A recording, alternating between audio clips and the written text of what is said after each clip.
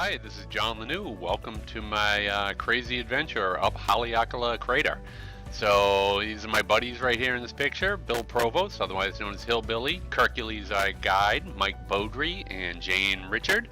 So on the afternoon of, February 4th, 2019, we ascended Haleakala from the base in Paia. So what you're seeing right now is the relive video of the actual climb. For those of you not familiar with it, it's the world's longest hill climb, paved hill climb at 35.2 miles. And I think it averages around 5% or so, and it gets as steep as around 12 or 13%. But for the most part, this is just a long, hard grind, and the roads are in fabulous condition, so there's never any complaints about that. And we actually lucked out. We had really good weather the day we went up. It was raining out for the previous 2 or 3 days beforehand. So, but this was the reason we went to Maui in the first place. So there was no way we were not going to try. So watching the video right now, though, it's pretty cool going down this mountain. It's a volcano, as the case may be. You're looking at 35.2 miles of downhill with one small uphill in there. So literally, you're not pedaling for hours. And it's just an absolutely amazing descent. It's an amazing ascent. But welcome to the adventure. It's I'll try not to narrate over this whole thing, but it's hard not to because there was so many cool things that you saw. So here we are following our guide, Kirk. So we found out after the fact that his nickname in the shop is Hercules. So take a close look at those legs. Those legs are just absolutely enormous. So it was fun watching him too. I mean, this guy barely broke a sweat the whole time. And he was a good, fantastic guide. So special thanks to him and Donnie and Willie the Adventurer. So we'll never actually get to meet the other two guys in this video, but they were key to the success as well. And so anyway, here we are passing through the village of Paia. Usually this is back to bumper to bumper traffic. This is a pretty popular destination. But anyway, we quickly got out of town. But it's just funny the way the ascent begins, because you don't even realize you're actually ascending a volcano at this point. You really are. You're going uphill, like right from the get-go. And so there you go. There's what we're heading towards. And for the most part, during the entire route, you can see that the top of the volcano, and you can see the observatory pretty much the entire trip, pretty much the entire ascent. So you know what you're up against, and this is definitely panic attack inducing for the most part. But yeah. Anyway, on to the ride.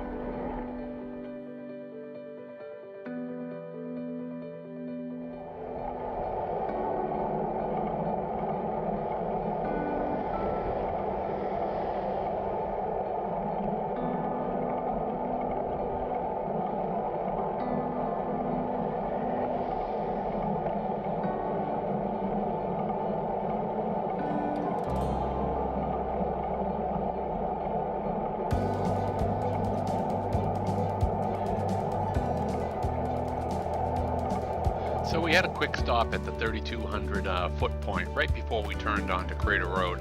So what you're looking at is Willie the Adventurer's bike packing bike. Holy crap, this kid goes all over the place on that bike. Absolutely amazing.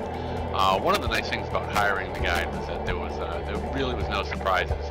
One of the things that Kirk explained to us was that when he does the ride, he divides it into 3 separate parts. So he looks at the first 3,500 feet as being fairly easy, very consistent, about 5% grade.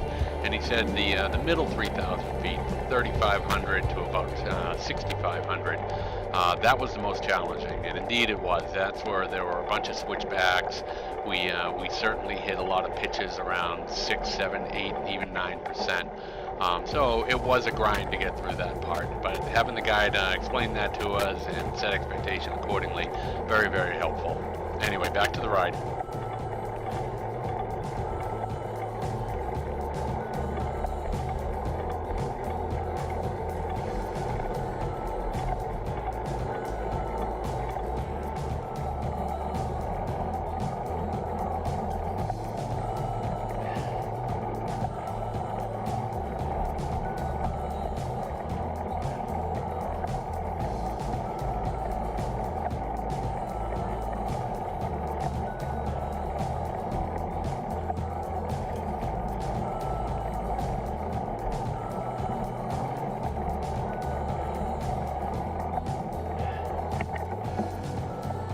Okay, here we go. We're getting into some seriously rarefied air. 7,000 foot mark right there.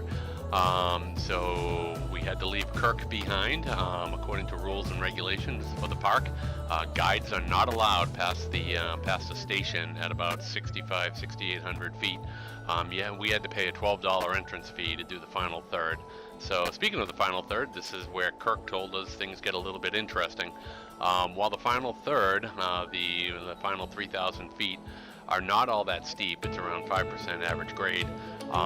This is the part of the ride where you have to deal with weather. So the temperature drops about 3 degrees every 1,000 feet you go up, and we definitely noticed that. While I didn't record the temperature at the base, I do recall at the summit we were at 48 degrees Fahrenheit, and it was definitely windy up there. So Kirk also told us that we'd be dealing potentially with high winds, and if any rain came through or drizzle, that it would just consummately suck. Fortunately, we didn't have to deal with any of that. So, but the one remaining item on his list that I did have to deal with was elevation sickness. So right at around 8,500 feet, it kicked in like clockwork. No other way to describe it than it felt like a hangover. It just totally sucked. So my head started pounding, my mouth went dry. What else? I was feeling essentially sleep deprived was a good way to put it. I felt that dizziness that you get after you don't get a good night's sleep. So that was a little bit on the painful side. So after about 8,500 feet, I was paying attention very, very closely to my Garmin, just counting down the feet as I kept going up.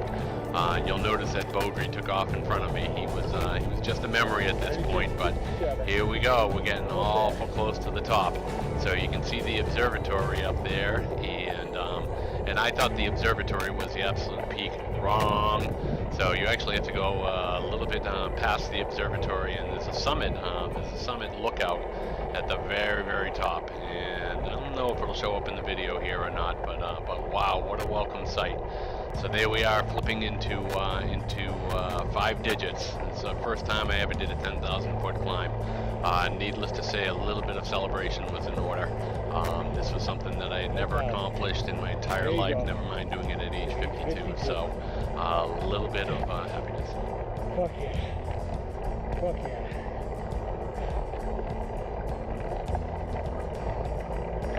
So Mike and I got to the summit probably about, I don't know, 45 minutes, maybe an hour before Bill and Jane, and we kind of hung out a little while, took some photographs. The observatory was such an incredible sight. It's an amazing sight being above the clouds like that. Just looking down at clouds is just something you don't see every day.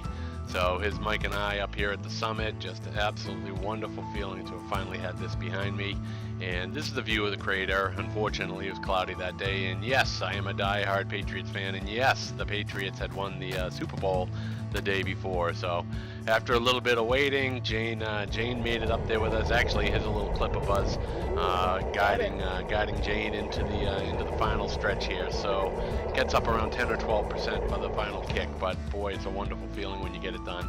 So, and also just for yucks, I turned the GoPro onto a time lapse just to see if I could capture the entirety of the downhill. So I got to about, I don't know, probably about 4 or 5 miles from Paia before my battery kicked out, but you get the majority of the descent here, and what an epic ride this was. Literally 35 miles. You're pedaling maybe once or twice, and when you might want to occasionally. So we did stop once or twice to kind of check out the Silver Swords, which is definitely something you want to see while you're there. The other thing that was a really cool sight was when you were going down here, you could actually see both coasts, the north side of Maui and the south side of Maui. And on top of that, something that I really wanted to snorkel while I was in Maui was I think it was Molokini Crater, and the only time I ever got to see it was during the descent. Very cool. So anyway, enjoy the rest of the descent. It was a pretty wild ride. Not sure if I'll ever do it again. Maybe this is a once-in-a-lifetime opportunity, but it was a great ride, great guides, great company, great day. A little bit cold on the descent, but other than that, we really lucked out. Thanks.